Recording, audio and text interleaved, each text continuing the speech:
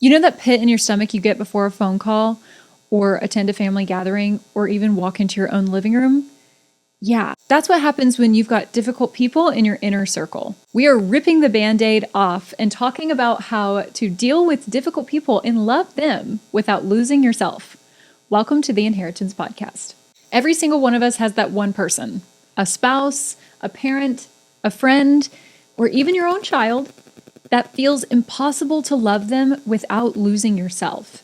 But the hard truth is, if you don't set boundaries with them, they will run your life. And as your friend, I refuse to let you live your one life like that. Some people will drain the life out of you. Unfortunately, some of them are going to be a lot of your close friends or your family. It's not because they're evil, because let's be for real. But it's because you keep letting them drain the life out of you, and you only get one life. So we need to stop spending it walking on eggshells. So we're going to talk about how to love difficult people, whether that is your family, your friends, your own spouse, or your own children. Let's talk about the kinds of difficult people, because a lot of them will take on different shapes and forms, but the end result of your life feeling drained out of you is the same. So we have the critic. These are the types of people that always nitpick and they're never satisfied. It could be your parent who finds flaws in everything that you do. It could be a sibling who also does the same. Say that you guys share something and one returns it and they always find something that you did wrong. Like if you share a vehicle, if you share a room, if you share... Growing up with multiple siblings, I can attest to this one. And I also was probably the instigator in this as well, because it's just a rite of passage if you're a sibling, like honestly. But at the same time, like that is what happens. Like you share a room, one person never cleans it enough. You share a bathroom, the same thing. If you share a car, one person doesn't return it with enough gas. The same can be applied to a spouse relationship. If one person doesn't do enough of the dishes or the chores, or they don't contribute enough, this is the type of person that you will face a lot of that difficulty with. And those are the types of behaviors that you'll get from the critic. Another type of difficult person is going to be your victim. And we've already talked about the victim mentality on a previous episode of the Inheritance Podcast. And so if you find yourself in relationship with somebody who deals with the victim mentality a lot, I encourage you to go listen to that podcast. And if you find yourself maybe perpetuating the victim mentality, I also encourage that you go and watch that as well. But the victim is going to be the type of person where life is always against them, but you are the lifeline, or someone else is the lifeline. They are not the lifeline for themselves. They don't fix their own problems. They wait on everybody else to fix them for them. This can be a draining friend who expects constant rescuing from you. Somebody who calls you up all the time, talks to you about their toxic boyfriend-girlfriend relationship, expecting you to have some magical piece of advice amongst the thousands of pieces that you've already given them to be the thing that somehow fixes this situation, rather than them taking responsibility and either ending that relationship or going a different direction. It could be somebody who is always calling you about their job. It could be your spouse who's coming home and they're complaining all the time about the situation at work. It can look a lot of different ways, but it's somebody who always just needs you to fix the problem, and they're relying on you or relying on everyone else, and they kind of take out that frustration on you. I do think that there are a lot of people who perpetuate this mentality to where they don't necessarily believe that you are the solution, but they believe that someone is the solution because someone isn't coming to fix them. They have every right to be upset that nothing has changed in their life. And so that can also be kind of draining in a different way. A lot of people who are the victim expect the person that they are in relationship with, whether it's family, friends, spouse, a child that is living at home with you, that you are the solution, but it can also be something else is the solution, whether it's they get that perfect job or they get that role in that play or they get the promotion or they get the new car, or they get, whatever it is that they believe that they're entitled to. They expect some sort of external fix that may never come because they are the victim. Anyway, another one is going to be the controller. This is a different type of difficult person. This is someone who needs power and dictates how you live. This is more of like a dominant type of personality, somebody who always has to contribute their opinions on things, say that you decide that you're going to change your career and they feel the need to comment on that. I see a lot of this happening between children and parents, like older children, grown children, Maybe they decide that they're not going to go to college when they come of age, and their parents are like, well, we've always gone to college and that's what we do. And, that is that controlling type of personality that can be kind of difficult for people to navigate, because there is an element of you wanting to make them happy, but then at the same time, you want to live your life. A lot of these people can also be found in other relationships. Like if you have a boss that is extremely controlling, that is a really delicate relationship that you have to navigate to where your boss isn't controlling, but you are being agreeable and you are making sure to meet all of the goals that the company has and work within the parameters of your job. It's unnecessary for the boss to come in and kind of micromanage. But I feel like that is a term that was developed because of these type of personalities in boss-employee situations. And so that can also play into those types of roles. And then you also have spouses who need to know exactly where you are at all times. They need, a report of what you do with your day, because they need to make sure that they have a say in what you do. Those are just kind of some examples of the controller. Another one is going to be the taker.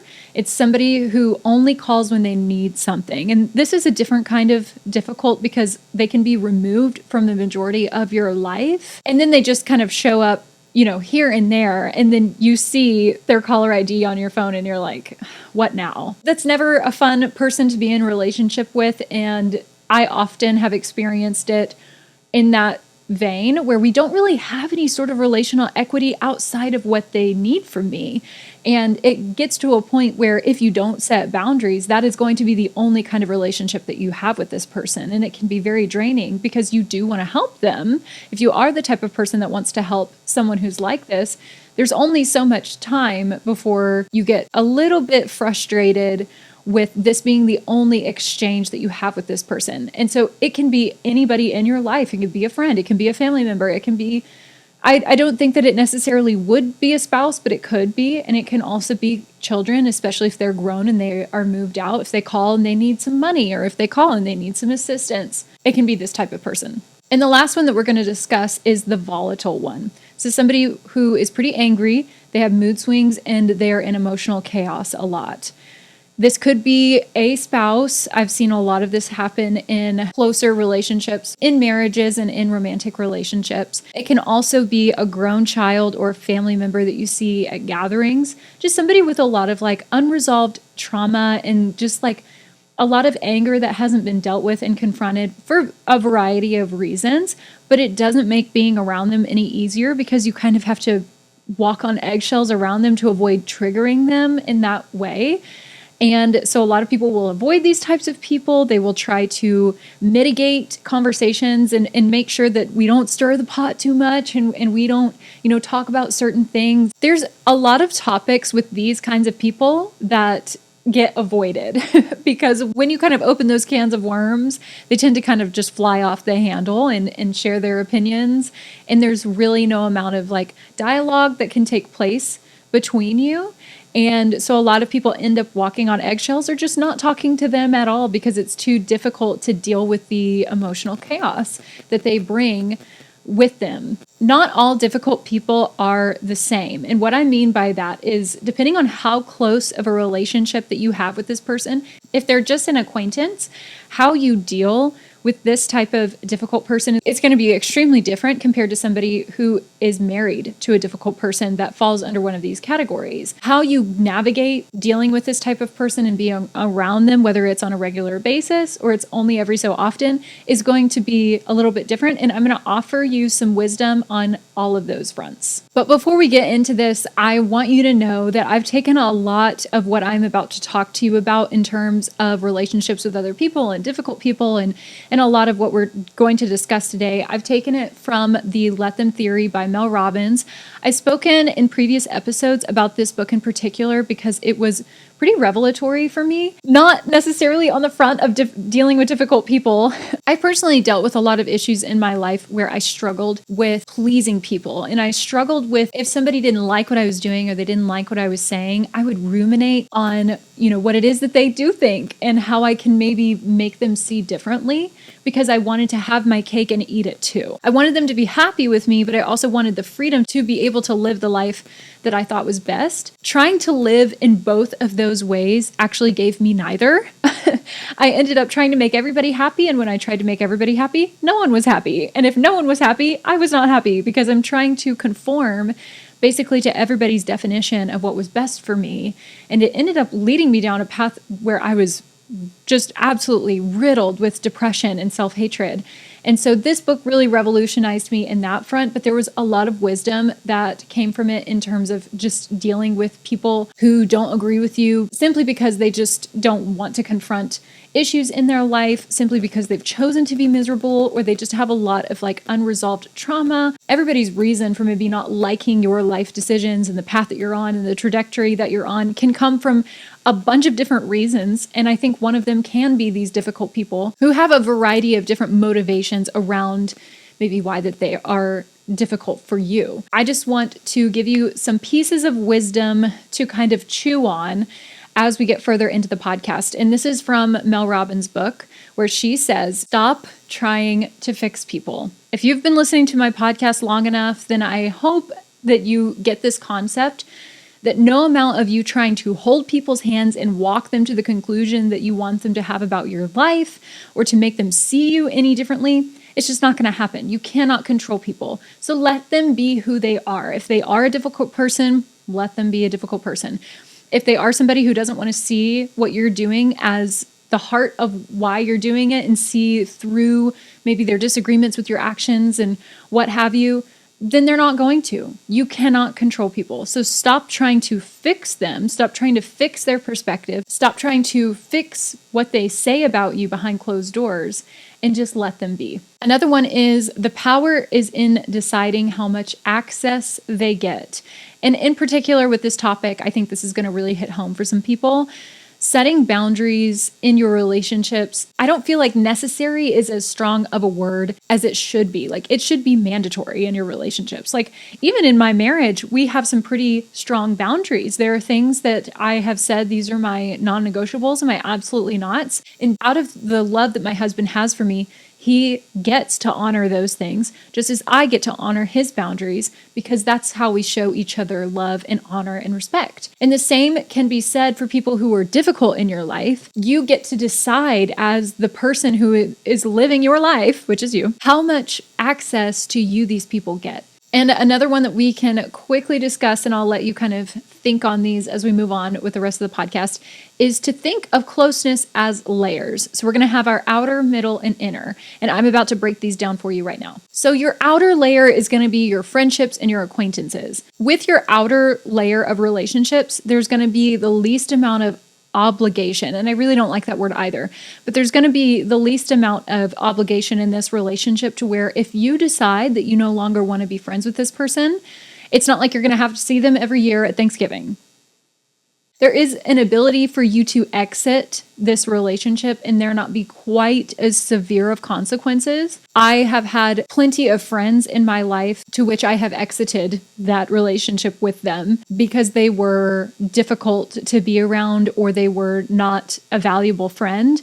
And difficult relationships aside, if you have friends that are not adding value to their life, they're dragging you down, they're criticizing everything that you do, they don't celebrate you, they talk about you behind their back, they do a number of things that I would consider pretty unhealthy. I won't use the T word about that, but pretty unhealthy. Then you have every right, and you should, exit that relationship because they're not your friend.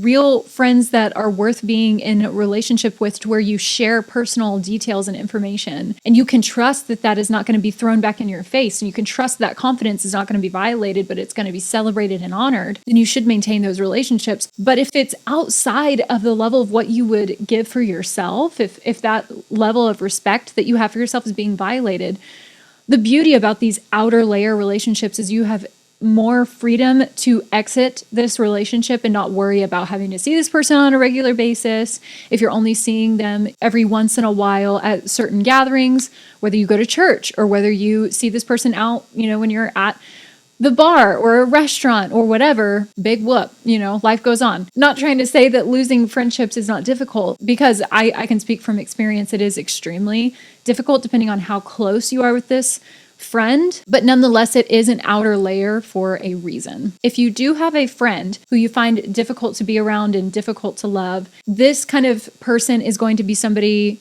that might always complain. It might be a one-sided relationship, and what they bring to the table is not always value-based. They might be your victim. They might be your controlling person that wants to know, like, oh, you were hanging out with Susie and you weren't hanging out with me. Well, what did you guys talk about? A lot of that insecurity, a little bit of control, wanting to know everything and make sure that everything is like up to their standards. You might have somebody who's always criticizing you, and they don't like, that you chose to go to this particular college, or they don't like that you're hanging out with Susie over here instead of with them. You might have somebody who just always takes from you, and that friend, every time they call, they need something from you. That's what I mean by that. So my piece of advice for you in regards to this outer layer is to let them drift and not feel guilty about it. Allow the distance to kind of separate you guys a little bit more. If they want to hang out every single day, maybe don't do that. Maybe set a boundary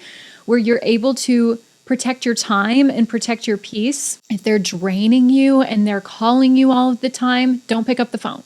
If you are seeing them at this one particular outing and they're coming up to you and they're asking questions or they're complaining all the time, don't go out to that place this time. Or maybe don't go for a while.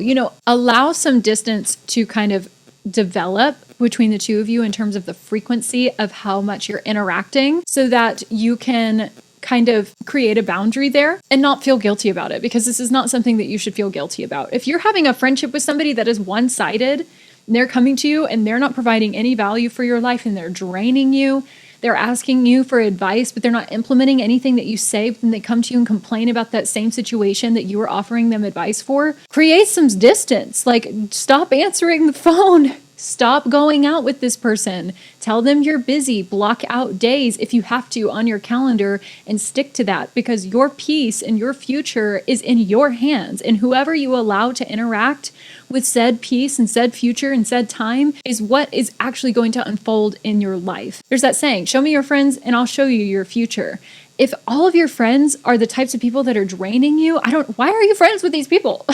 Get better friends. But understand that you're going to have to set some boundaries. I love that you can create a drift and create some space, and maybe that can be like a nonverbal way of communicating, like, hey, I'm not interested in this. But you can also verbally set some boundaries, like have some respect for yourself to be able to say to this person, like, hey, I love that you feel safe enough to talk to me about these particular issues in your life, but I've offered you so much advice about this, and I just don't feel good listening to the constant complaining. So if you wouldn't mind, I just don't want to talk to you about this anymore.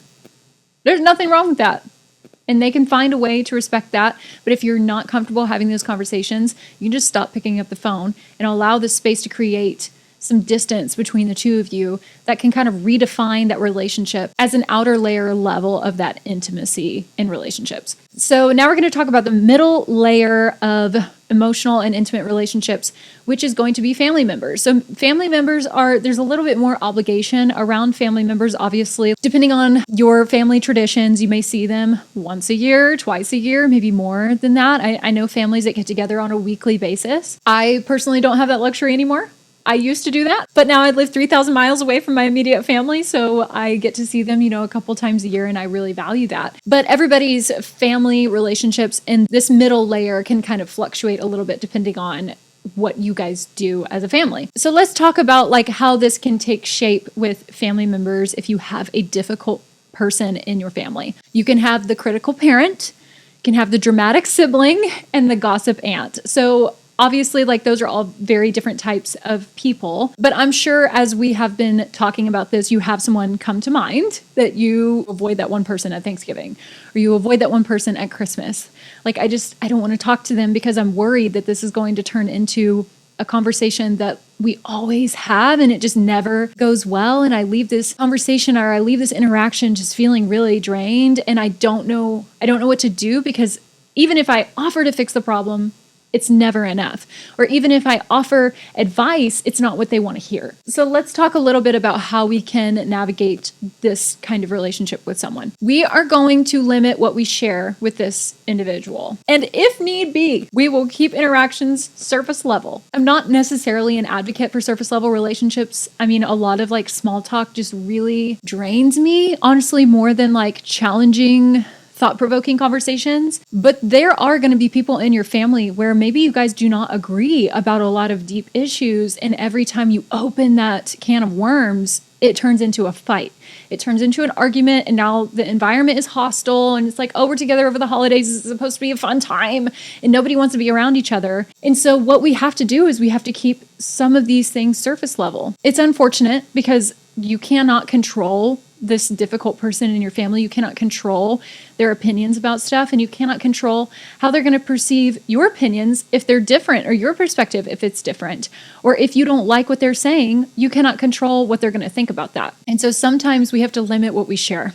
I'm not a believer in self-censoring, and I really do not like having to walk on eggshells, but I've been there where I have to toe the line of, I want to be vulnerable and I want to connect with this person. But when I do, what am I opening myself up to? Because I want to be able to get to know somebody, and I want to understand them, and I want them to feel validated and heard and seen.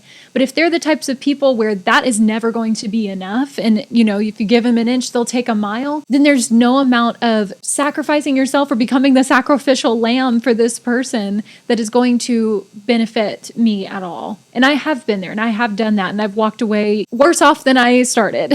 We have to meet people where they're at, especially in these difficult relationships. We can't always expect people to receive what we are giving them in the manner that we intend. Sometimes they're just not there. And so that's kind of what I mean by limit sharing. I don't necessarily mean, censor yourself and pretend like you're not who you are and all of that stuff. But understand that not everybody has to have access to all of the thoughts that run through your mind. And not everybody has to have access to all of your feelings and your emotions, because even if that's what you feel at the time, who knows?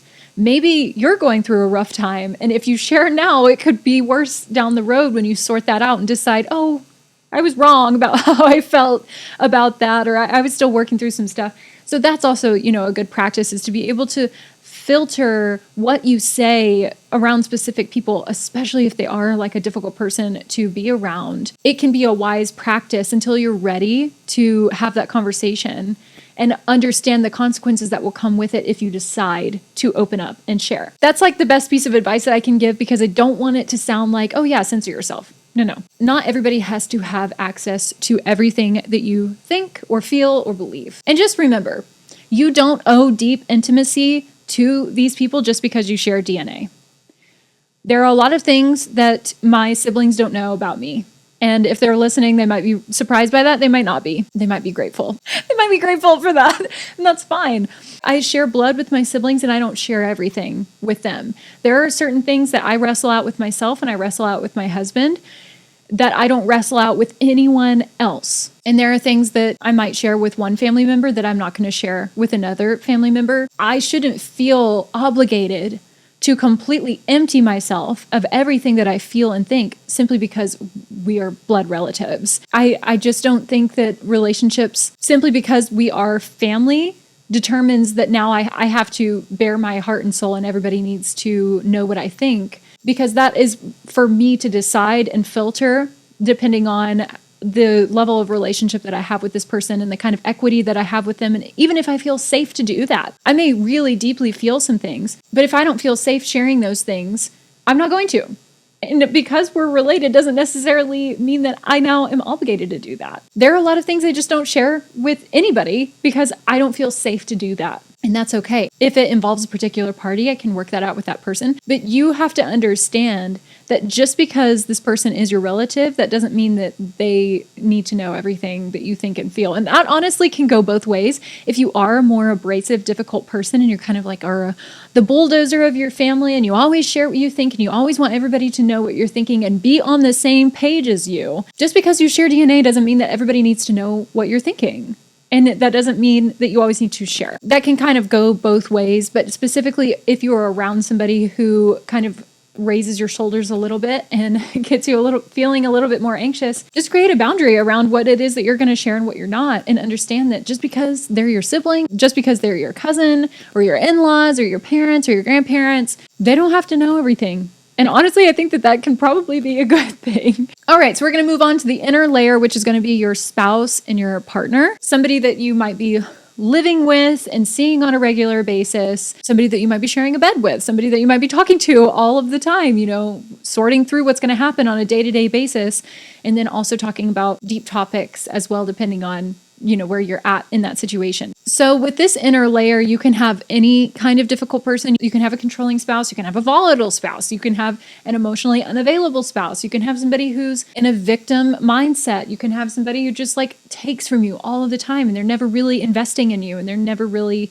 contributing emotionally. The piece of advice that I would have in this particular avenue, boundaries are going to be crucial in the survival of you, but I also think that boundaries are going to be crucial in the survival of your relationship. I feel like I speak about it all of the time, but if you are in this particular type of a relationship and you're not in counseling and this is happening, you need to get right on that. And if your spouse is not willing to go to counseling, you should be in counseling. Obviously, don't wait to live your life for somebody else. We don't do that. You've been listening to this podcast often enough and long enough to understand that we don't wait for anybody to live our lives. But if you're in a marriage and things are very difficult, you're having somebody who is controlling, somebody who is draining you, you need to be in counseling. But at the bare minimum, you go to counseling, you work on you, and set boundaries. And a really great example of this is, I love you, but I won't stay in cruel conversations. There's nothing wrong. If you have a conversation, if you have a fight, if you are discussing anything, which if you're married, it's going to happen, where the conversation turns mean and we start name calling, we start getting cruel, we start throwing things in each other's faces, you have every right to set the boundary and say, I love you, but I won't continue to have this conversation if you're going to be cruel,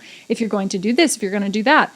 You need to set boundaries so that that person understands how they can love you and honor you, even if they are difficult to be around. When you say in your marriage vows, I will honor and cherish you, you don't then get to just bulldoze people. You as the person who is navigating this relationship with this difficult person, you can say, I want to understand your heart. I want to understand where you're coming from. But when you get like this, I can't hear you. Boundaries are going to be crucial in this environment. You are in such close quarters and you're seeing each other on such a regular basis that it is crucial for you both to understand, what are my non-negotiables? What are my absolutely nots? It's not like, you can just leave and not see this person until next year.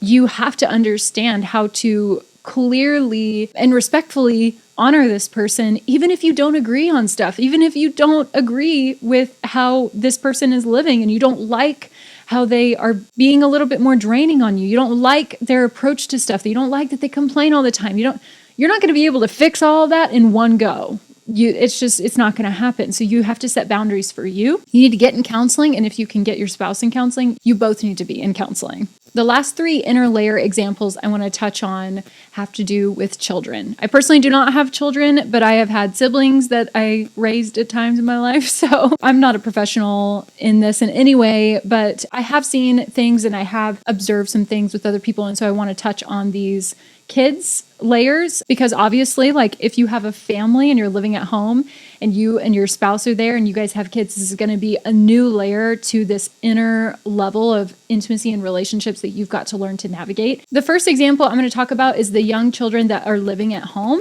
They can be underage teenagers or young kids. And so I'm going to give you some examples of difficult children, young children that are living at home, some of which can be teenagers testing boundaries or kids who drain household peace. You need to understand that you're the anchor, but you're not the punching bag. A lot of parents, and I feel like moms mostly kind of do this because a lot of kids tend to gravitate towards their mom. We've got a lot more stay-at-home moms. They're kind of at the beck and call of their children. And we kind of develop this behavior with young kids to where they feel like, every time that they go to their parents for something or every time they ask something of their parents, that their parents are always going to be there to answer, to say yes, to accommodate. And that can kind of create a very disruptive environment to where you kind of set your kids up for failure in terms of respecting you and understanding how to live within the boundaries that you set for them. And then they grow into adults that do the same thing to other adults. So if you've got young kids at home, That is what I want you to understand is you're not the punching bag for your kids. You're not the doormat. You're not their maid. They don't get to just ring a bell and you come and do whatever they need. I know a lot of people really pride themselves on how well they serve their kids and live their life for their kids. But when your kids are grown and gone, that is the type of individual that you were sending out into the world to then go and interact with other people. And so if they don't learn to respect you, and if they don't learn to live within the boundaries and the framework that you give them, they're never going to do that at work.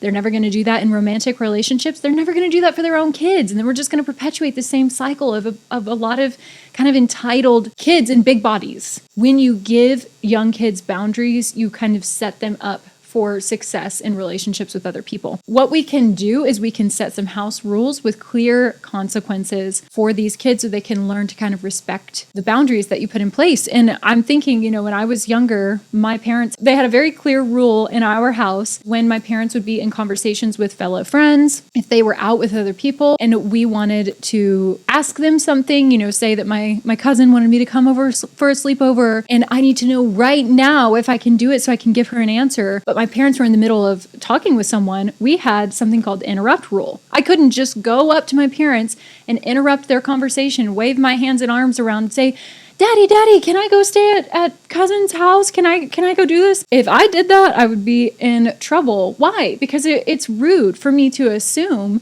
that my dad has to stop everything that he's doing in order to cater to me. And if I lived my life that way, imagine at what scale that could grow to as an adult and how I would live my life thinking, oh, it's my world. I need everyone to cater to me. I don't have to cater to them. So we had the interrupt rule. And it was if I saw that my parents were in the middle of a conversation and I needed to ask them something, I would go and put my hand on their shoulder. I'd put my hand on their arm and I would wait. And that's all that they asked me to do. They were never like super firm about it. It was more of just like a request of when we're with our friends, we don't always get to see our friends. We're with you all of the time. Will you allow us to finish what we're saying? And I promise we will turn and acknowledge you and we'll ask you what you need if you'll just give us a few extra seconds. And that's all I needed as a kid. And so I would wait and I would wait as long as they needed me to wait. And then they would always turn to me and ask me, okay, what do you need? And it was just me learning to respect them as my parents to where I can do the same now for other people. I don't expect everybody to just drop what they're doing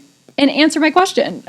I have to live within the framework of other people's lives and respect their boundaries because I learned as a kid that I need to respect my parents' boundaries. And my parents were the first people that I interacted with that had any sort of idea of what this looked like because my siblings don't know. We're all just living for the first time. My siblings don't know how to teach me anything. It was up to my parents. And they did a really good job helping me understand this is a boundary and we're not going to move on it. And you have to learn to be okay with that and respectfully honor said boundary. And I did. And even to this day as an adult, my parents are in the middle of a conversation. I just put my hand on their arm and wait. And they always giggle because, now I'm almost 30 years old. But yeah, that's a really good example of how you, with your young kids, you need to understand that you're an anchor. You are not at their beck and call. You're not the punching bag. You're not the family doormat. And you have every right to tell your kids no.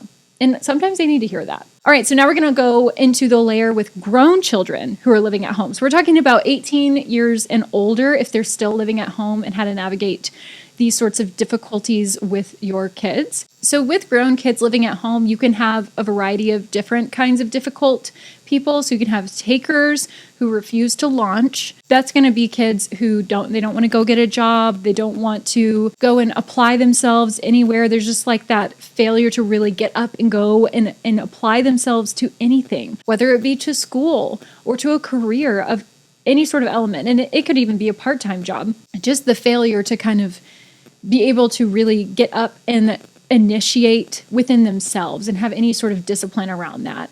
You can also have volatile grown children at home, and they can disrupt home life. They can make the other relationships that are at home, whether you still have young kids and this is your first oldest, or this is, you have multiple grown adults living at home, or just you and your spouse, it can make home life kind of fueled with anxiety and filled with that because they are volatile. You can have, a victim. You can have any kind. And so what I'm about to say might be something that people don't want to hear. And what I'm about to say is probably going to be controversial to some degree. But at some point, if you have an adult living at home, you have to require a a little bit more out of them, and that's okay. The piece of advice that I would offer if you have a kid who's failing to launch, or if you're just having some difficulties navigating these relationships with your grown children and they're not able to respect and honor boundaries, then you can kind of like level up what it is like to live at home. As somebody who lived at home well beyond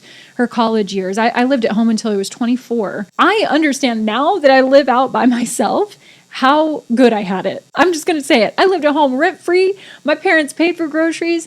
I think the only thing I really paid for was my phone bill and my gas in my car at the time. But there are people who are fully supporting their grown adult children who live at home, and they don't pay anything.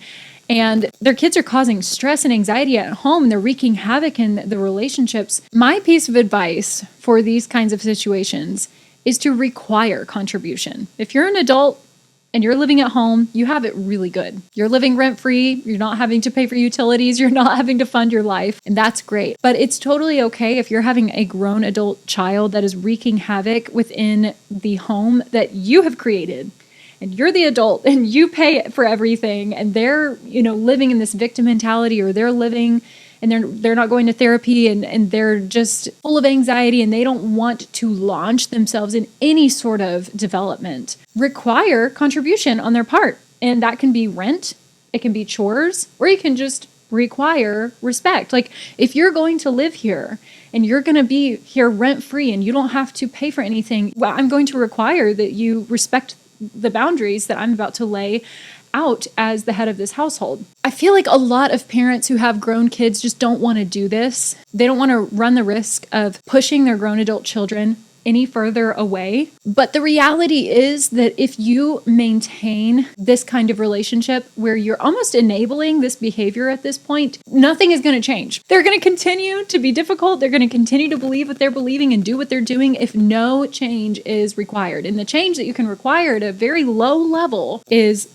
rent or chores or just basic respect. Like, no, you're not going to talk to me like that. I pay for this house. I pay for your life. I pay for your livelihood. No, that's what I mean by like, a lot of kids can just benefit from that word. No, even if they are an adult. A lot of people don't want to do that because they don't want to push their kids away. They don't want to lose that relationship. But in my opinion, if you have, and this is my opinion, it's my opinion. If you have a grown adult living at home and they don't respect you and they don't honor you, and they're not contributing in any way, shape, or form, you don't have a relationship with them. I don't know how else to say it, and I feel like people don't want to believe that, and they think, well, they'll just move away and they won't ever talk to me. Like, are they talking to you now? Are they going out with you? Are you connecting with them in any way? I would venture to guess probably not. So all you're doing is really enabling the behavior. The definition of insanity is doing the same thing every time and expecting a different result. This can literally be the case in these relationships with adult children that are just allowed to basically have leadership of a house that they don't pay for, they don't contribute to, and they don't respect. It doesn't get to be that way. We don't get to have anarchy in the house and think that everything is going to be peaceful and respectful and everybody's going to honor each other. Like, that's not how this works. And you as the adult, as the owner of the house, as the father or mother of the family, you have to understand that if you want respect, if you want to deal with the difficult situation in a way that's actually going to be productive, because you as the parent are responsible, this is the only way to actually get any sort of progress. They might resist. They might, you might say, yeah, we're going to be requiring rent now, or we are going to require that you do chores. If they resist, time to leave. I don't understand why this is controversial, because I would not go up into somebody's place of business of how they've been running it and how they've established it and it's been working for them. I would not come in. I'm not contributing. I don't work for them. They're not signing my checks. I don't know them from Adam. I don't do anything to make them better. I would not just come in and be like, you guys should do everything different and you should do it the way that I think you should and blah, blah, blah. But people tolerate this kind of nonsense from their adult children who live at home and pay nothing and do nothing. And then you think that if you maintain this relationship with this adult, that by the time they move out, they're just magically going to transform into a different person and suddenly respect people and honor them. And they're not going to be difficult. And they're not going to have the victim mentality that they perpetuate in their mind. And they're not going to think this or that. No, everybody has to have consequences in their life so they can learn to be a more well-rounded person that honors and respects people has a good understanding of how life works. We don't get to just have our lives handed to us when we do nothing. Like by the time that you move out as an adult kid and you face reality, you'll understand pretty quickly nobody's coming knocking on my door saying, here's your monthly allowance. No, I got to work for it. And I got to respect people because I got to keep my job. And I got to maintain boundaries. Otherwise, I'm going to get fired. It just makes me think of Eric Cartman. And a lot of people who listen to this podcast have probably never even heard of him. But he's on the TV show South Park, and I think he's hilarious. But at the same time, there's a lot of adult children walking around like Eric Cartman who have nothing that they're contributing to nobody. And they're walking around saying, respect my authority. Like, you have no authority. But you've just been enabled, and so now you're entitled. At the same time, Eric Cartman infuriates me because his mother enables him. And that's what I mean by this. You need to have clear consequences and you need to have clear boundaries. And if your adult children cannot honor those things and they don't want to contribute, they can move out. They're old enough. If they don't want to contribute in this curated environment where they are safe to grow and fail, if they don't want to respect that, fine. Go somewhere else where it's going to be a lot harder to get along in life. That's probably too harsh for some people, but oh well. All right, so we're going to talk about the last layer, which is going to be grown children that live out of your house. They could be like me. I live 3,000 miles away from my parents, or they could live down the road. But nonetheless, this is going to be an inner layer that isn't quite as intimate because you're not going to see them on a daily basis. You don't know what's going on in their life. Maybe they have kids at this point. They're creating their own family. So let's talk about how our grown children that live outside of our homes can also be difficult people. They can still have a victim mentality. I feel like anybody, no matter where they are in life, can fall prey to the victim mentality, and that can be really draining. Say that you want to see your grandkids, and by seeing your grandkids, you're going to see your kids, and they have this victim mentality. Depending on how often you want to do that, that can be pretty draining.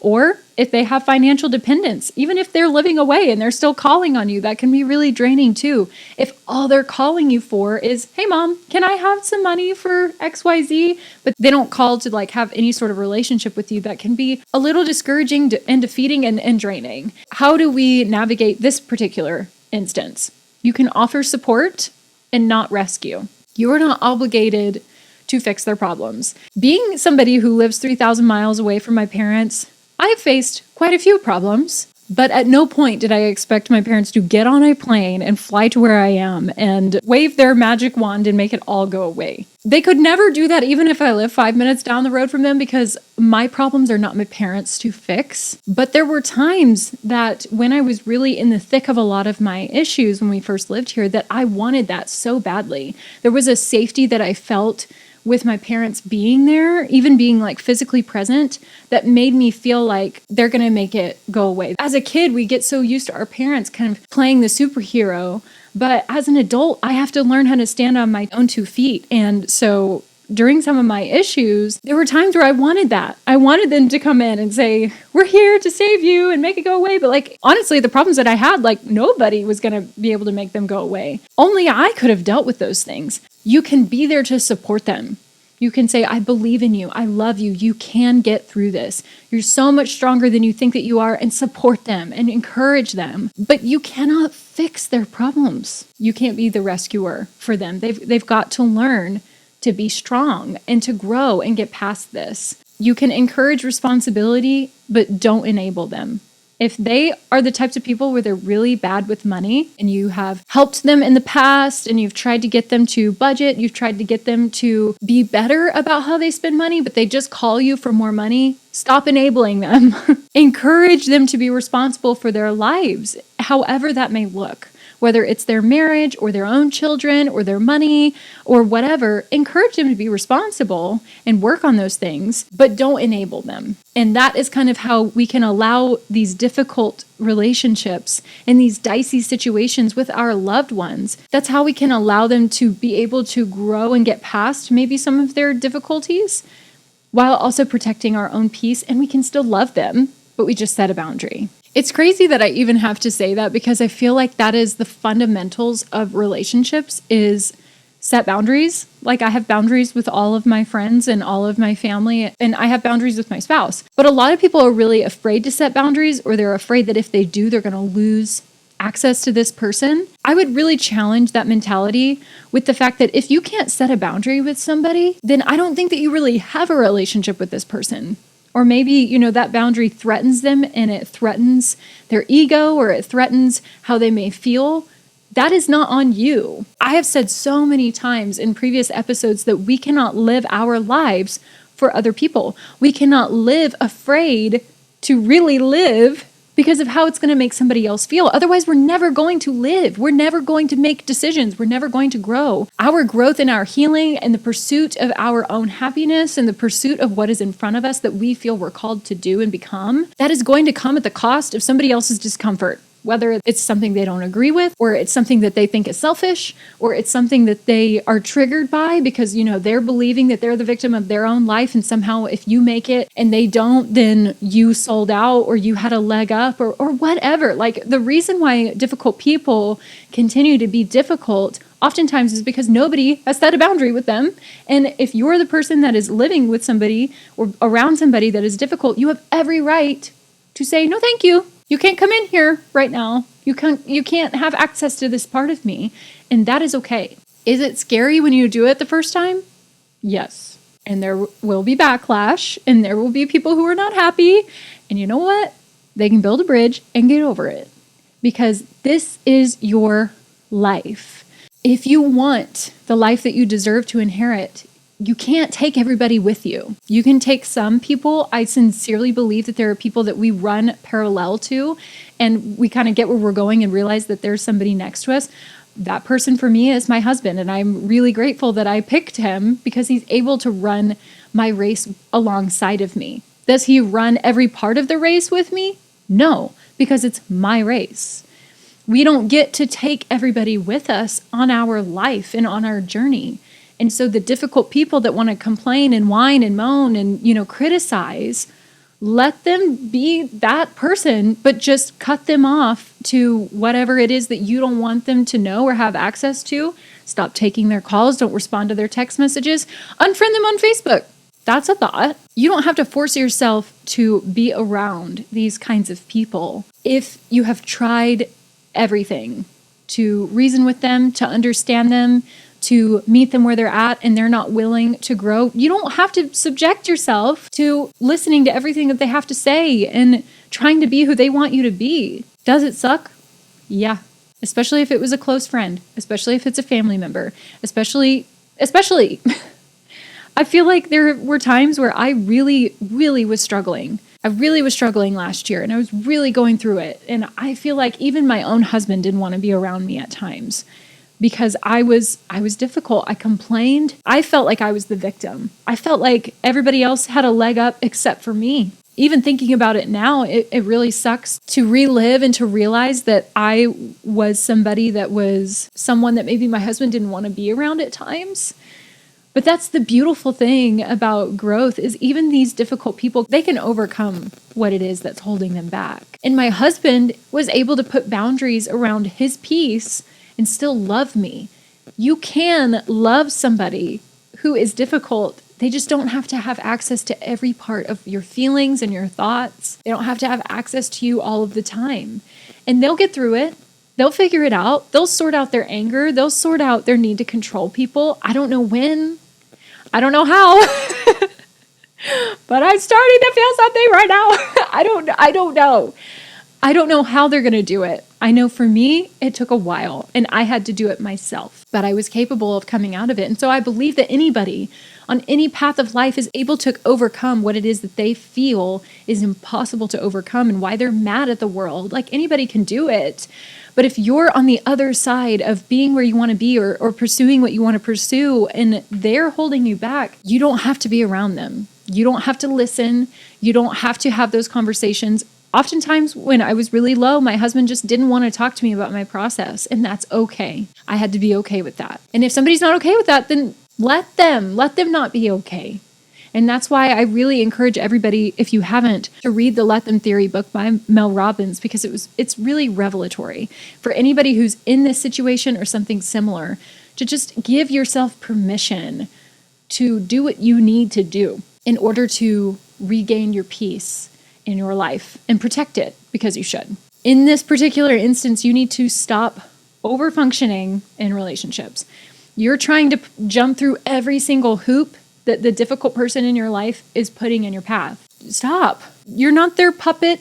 You're not on puppet strings. You don't have to be and say and think the way that they want you to think. It's okay for somebody to disagree with you. It is okay for somebody to not like you. I feel like that is like so taboo. Like, oh no, we all have to think the same. We all have to act the same. We need to believe the same. We just need to live in an echo chamber.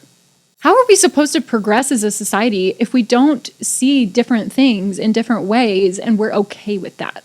If we all were plumbers, like, we wouldn't have electricity. And then if we all were electricians, like, we wouldn't have food. We need to be different. And so you need to be okay with the tension. And if you can't be okay with the tension at the level that it's at, set a boundary. Leave. Don't have that conversation. Don't open up that can of worms. Does it suck that you can't be at the level of relationship that you would want to be? Yeah. It sucks to have to walk away from friendships. It sucks to have to put up a boundary with a spouse because you realize they can't respect that. But I honestly believe that we get closer to each other and we love each other and we honor each other well with boundaries in place. I love my husband even more now because of the boundaries that I've put in place and that he has put in place, and that when he honors those boundaries and respects those, I feel more loved by him because he's showing me honor. I would venture to say the same goes for him. Nobody wants to be a doormat to everyone in their life. They want people to know this is what I can take. I would like if you don't come any closer, and that be honored. And for somebody to say, okay, I respect you.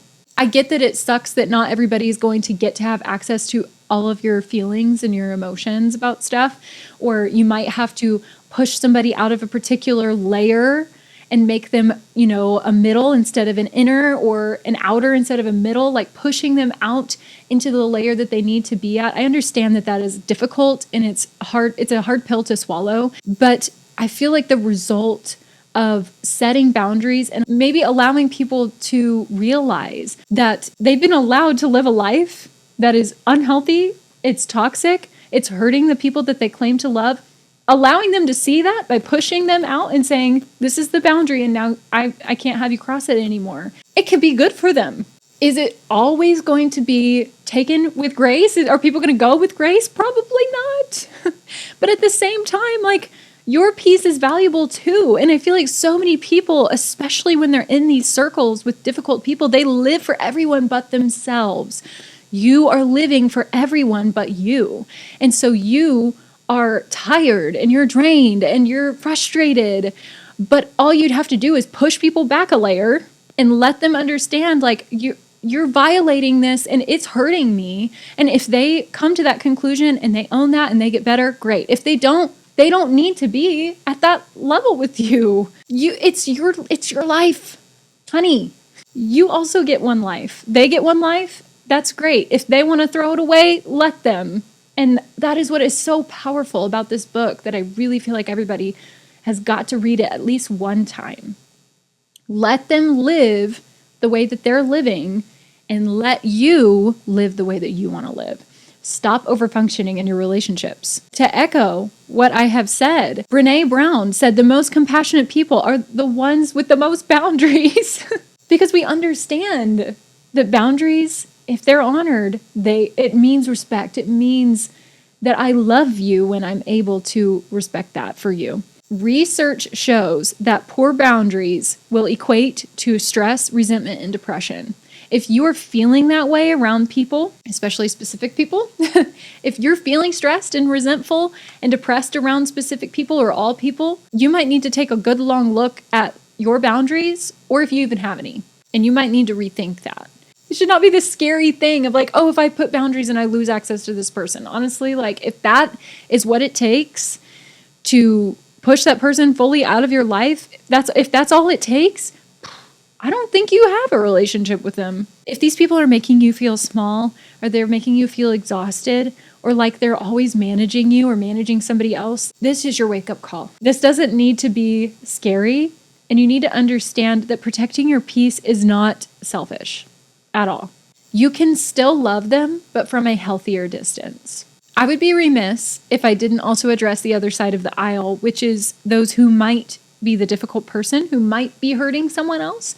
And if you find yourself in a place where somebody's setting a boundary with you and you're confused, then you're the person that I want to talk to. If loved ones call you draining, don't dismiss it. And that's going to be super hard, probably. I have had my fair share of being told that I'm selfish. I've had my fair share of people telling me that I am draining. You need to be able to hear it and chew on that. And don't dismiss, don't deny. Seek to understand as best as you can. Ask yourself this question: am I showing up with love, or am I showing up controlling people, criticizing them, or taking things from them? And I would really encourage you to answer that question as best as you can, as thoroughly as you can, and honestly as you can.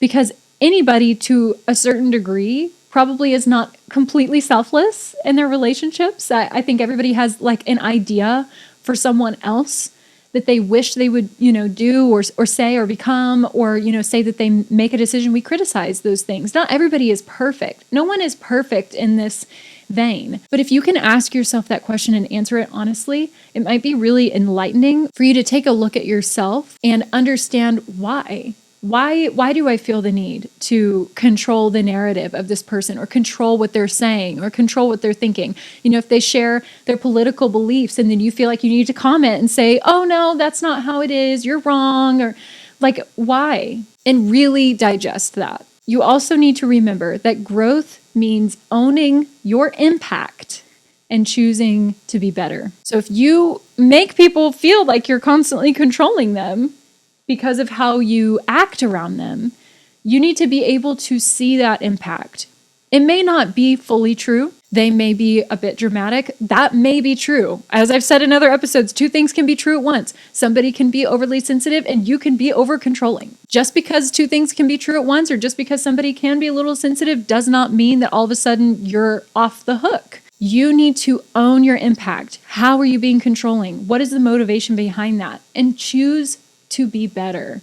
Choose to stay silent. You don't need to always share your opinion. You don't need to always come to the conversation ready to complain about how bad your day was. You don't need to call somebody because you're out on your luck and you've asked for all the money that you can. You don't need to call them back up because they're the ones that always answer the phone and always give the money. You need to own your impact and say, what can I do better? Like I've said, doing the same thing over and over and expecting a different result is the definition of insanity. So stop doing what you're doing. If people don't like it, understand that you can do better and choose to be better. Whether that's, I need to go to therapy to deal with my anger. I need to go to therapy to understand why I have a control problem. Why do I need everybody to agree with me? What is it in me that I desperately have starved myself of because I always expect other people to do this, but I'm not willing to do it for myself? And you need to answer those questions and you need to choose to do better. Let's all just take a deep breath.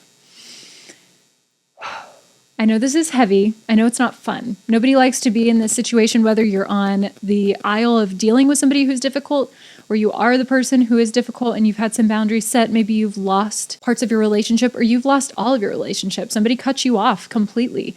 It can be challenging, but there is ways to grow and get better and to recover. Honestly, I believe that restoration is never impossible. Even if you have been cut off and somebody has really badly been hurt by you, there is always a way to grow and get better.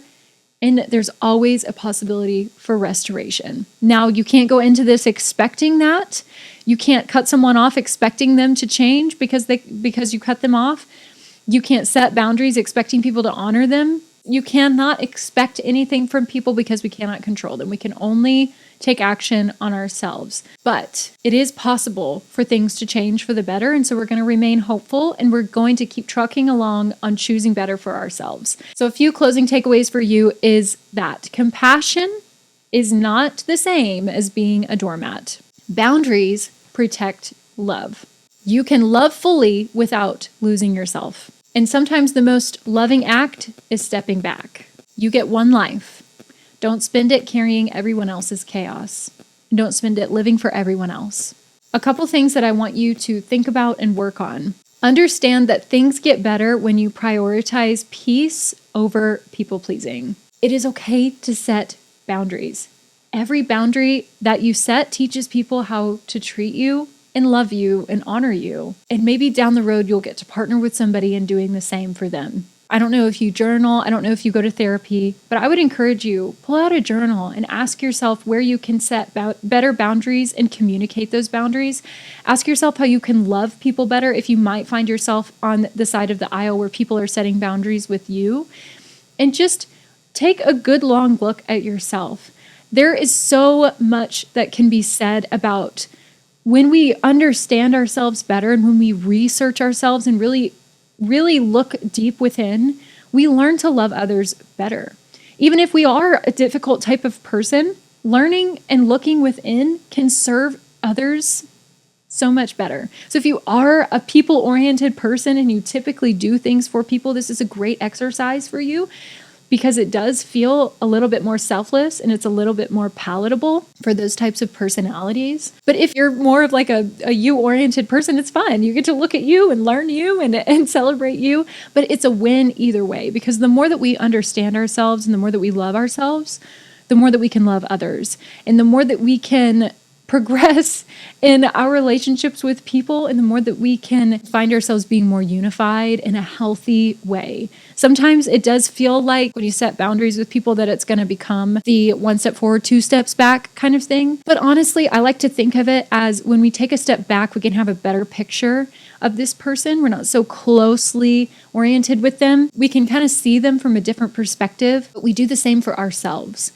When we're not so up in the chaos with somebody who is causing a lot of havoc in our lives, we can take a step back and see ourselves better because we're not drowning in that chaos as much as we were. So no matter what type of person it is that you're in a relationship with, it is a difficult thing to navigate. It can be beneficial on both parties for you to take a step back in some way, to maybe push them into a different layer of that, emotional intimacy and see them from a different light and see yourself in a different light. And rework some things. Maybe rework how you talk to them, rework how you talk to yourself, rework the boundaries that you've put in place and really honor those boundaries and require people to honor those boundaries. It can be really scary, especially if you feel like you are the person that has something to lose if you do that.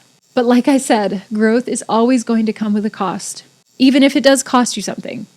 The end result of growth and healing and being a better version of you is always worth the cost. Nothing that is easy is ever worth having, and nothing that is worth having is ever going to be easy. And a better you is always worth having. So I hope to see who you become on the other side of navigating these difficult relationships, holding your boundaries, loving yourself better, loving yourself enough to set these boundaries and to communicate them well, and to one day pay it forward for somebody else who needs boundaries in order to love themselves better. Because at the end of the day, we all deserve to love ourselves. Thank you so much for listening.